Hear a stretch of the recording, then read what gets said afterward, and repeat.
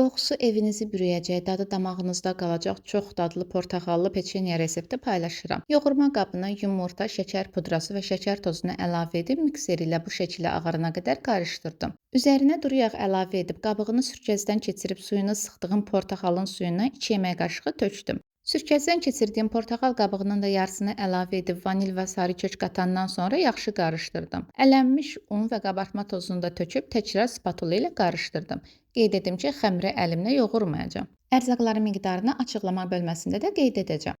Lazım olan qədər un əlavə etdikdən sonra bu şəkildə ələ yapışan yumşaq bir xəmir əldə olunmalıdır. Üzerini streçlə örtüb yarım saat soyuducuda dincəltdiyim xəmirdən qoz böyüklüyündə qoparıb bu şəkildə dairələr hazırladım. Daha sonra şəkər pudrasına bulayıb yağlı kağız sərdiyim soba listinə aralıqlı məsafələrdə yığdım. Armudu stəkan köməyi ilə xəfifcə bastırıb ortasından barmağımla dəlik açıb əvvəlcədən qızdırdığım sobada bişirdim. Kiçik bir qazana portaxal şirəsi, şəkər tozu, qarğıdalı nişastası əlavə edib üzərinə rəndələdiyim portaxal qabıqlarını da töküb bu şəkildə qatılaşana qədər bişirdim.